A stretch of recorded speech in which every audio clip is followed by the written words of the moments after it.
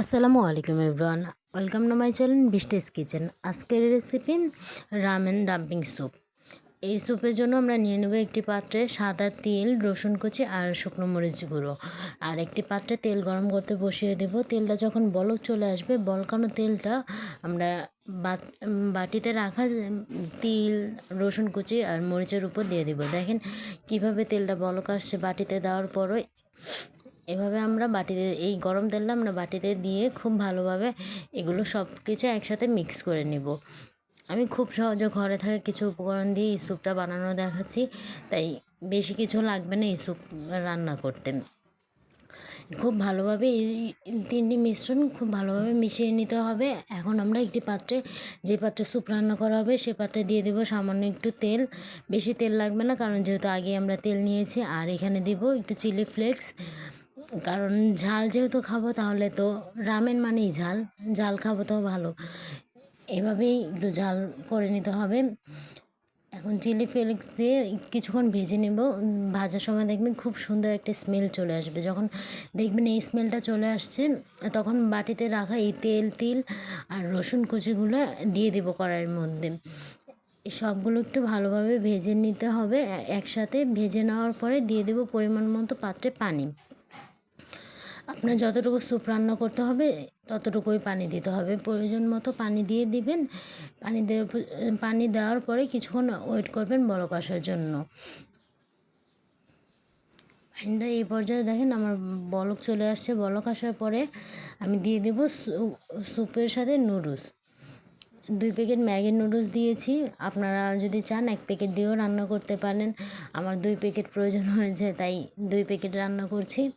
এই স্যুপটা দিয়ে নুডলসটা দিয়ে বলক আসা পর্যন্ত ওয়েট করব। বলক আসার পর দিয়ে দিব নুডলসের মশলাগুলো। এক্সট্রা কোনো মশলা প্রয়োজন হবে না, নুডলসের মশলা দিলেই হবে। নুডলসের মশলা দেওয়ার পরে আমরা কিছুক্ষণ ওয়েট করব যাতে একটু ভালোভাবে মিক্স হয়।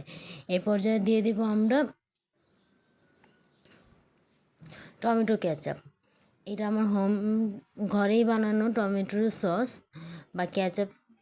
এই চাইলে আপনার এই রেসিপিটা আমি দিতে পারি। এটা দিয়ে কেচাপটা দিয়ে ভালোভাবে মিক্স করে নিতে হবে। দেখেন স্যুপের কালারটা কি সুন্দর আসছে।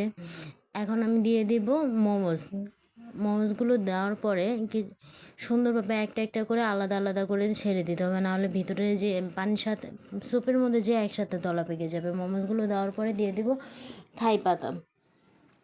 এটা অনেকে থাই পাতা বলে, স্যুপ পাতা বলে, লেমন গ্রাস বলে, যে যেটাই বলেন নাকি, এটা আমরা থাই পাতা বলি। থাই পাতা দিয়ে দিব। দেওয়ার পরে কিছুক্ষণ নেড়ে এই মোমোসটা হওয়ার আগ পর্যন্ত আমরা ওয়েট করব। দেখেন একটা বলক চলে আসলে মোমোস হয়ে যাবে। আমি আপনাদের চামচ দিয়ে দেখিয়ে দিচ্ছি কি নুডলসটাও আর মোমোসটাও।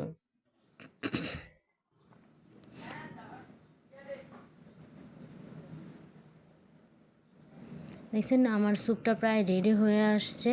এই পর্যায়ে আমি দিয়ে দেবো কর্নফ্লাওয়ার। কর্নফ্লাওয়ারটা একটু পানির সাথে মিক্স করে দিতে হবে, নাহলে এভাবে তো দেওয়া যায় না। এক হাত দিয়ে কর্নফ্লাওয়ার দেবো আর এক হাত দিয়ে খুব ভালোভাবে নেড়ে নিতে হবে, নাহলে কর্নফ্লাওয়ারটা পানিতে যেয়ে দলা পেকে যাবে।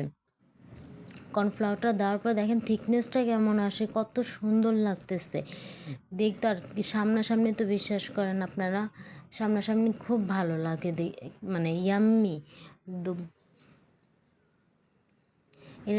কর্নফ্লাওয়ার দেওয়ার পর আমাদের স্যুপ হয়ে যাওয়ার আগে আমরা দিয়ে দিব কিছু লেবু পাতা। লেবু পাতা দিলে স্যুপের গ্রানটাই অন্যরকম চলে আসে, টেস্টটাও ভালো আসে। লেবু পাতার কারণে স্যুপের গ্রানটাও অনেক সুন্দর আসে। এই কারণে দিয়ে দিচ্ছি 2-3টা লেবু পাতা। হাতের কাছে না থাকলে দিতে হবে না, স্কিপ করতে পারেন এটা আপনারা। এটা দিয়ে আমি এখন চুলাটা অফ করে দেব আমার, কারণ হয়ে গেছে আমার। লেবু পাতা দিলে বেশি সময় রাখতে হয় না।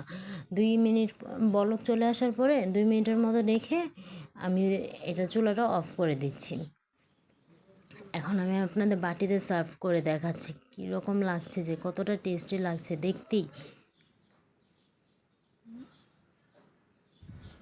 বাটিতে করে দেখাচ্ছি। আজকে এ পর্যন্তই। আল্লাহ হাফেজ। ঠান্ডা হওয়ার পর আমি চুলা থেকে নামালাম।